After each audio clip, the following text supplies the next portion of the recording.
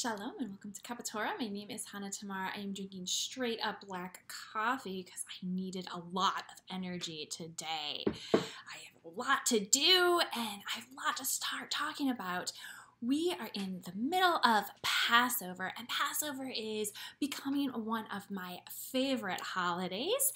I always thought growing up as a kid that, we're restricted to eat certain things.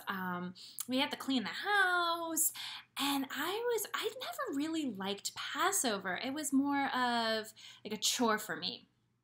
And now that I'm older, I'm realizing the impacts of what Passover has to offer.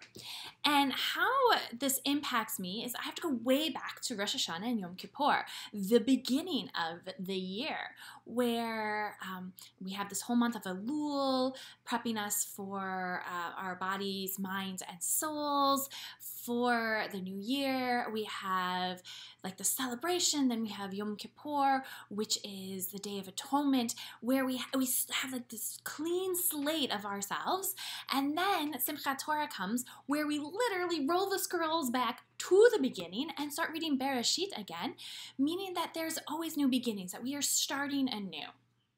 So 6-7 months down the road, that euphoria that I know I had during the high holidays has slowly died down, and I feel like it's about here right now.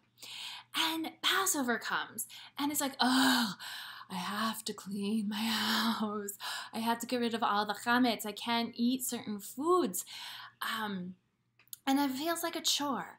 But what this is doing for you is prepping you for that euphoria, your euphoric stage to go back up and to be heightened. Because after all that cleaning is done, I love to sit back with my cuppa and just look at my house and be like, oh my gosh, it's clean, spring cleaning. Like I decluttered my house, and it is amazing, and I feel better about myself.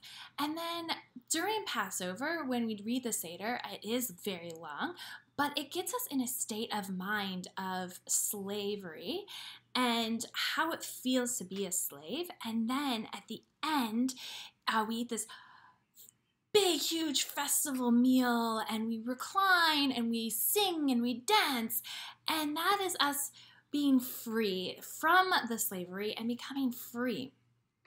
And just that feeling of beginning again, being new, becoming new people. Moses is leading the Israelites out of Egypt, and they're wandering the desert, and they've never been freed before. They've never known how to be free, so they are beginning new. They have new beginnings of learning how to be this, to free themselves of slavery, to free themselves of what they thought, what they had to think in Egypt.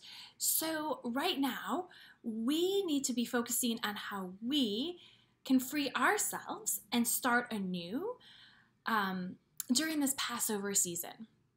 And one thing that I like to do is take advice from Mother Nature. I love Mother Nature. I have my bay windows right here, and I just love looking out into Mother Nature. And what I'm seeing right now is the first buds of my flowers are breaking through that hard, rocky soil from winter, and they are now blooming, and it's becoming green, and I'm hearing more birds outside. The days are getting longer, and we need to take advice from them and break out of our shells, break out of our dormant shells, and spring forward and do it. Do whatever we need to do to free ourselves, whether it be accepting that job position, that new job position, or moving to somewhere else, or, saying like, I don't want your negative energy anymore. I don't need this relationship, and stepping away from relationships and just finding ourselves. One great thing that I like to do every morning is do the morning prayers. I say Mada'ani, and that gets me into a thankful mode, and it starts my day off on the right foot of being thankful and being kind, and every day is new for me, and I I just love sharing into that of new beginnings. So as I lift up my cuppa today, I'm going to say, do something new. Go out there and break out of your shell and break through that hard soil and do something new, and tell me about it. What new thing are you going to become, or what are you going to free yourself of? And on that note, I will say, Shalom.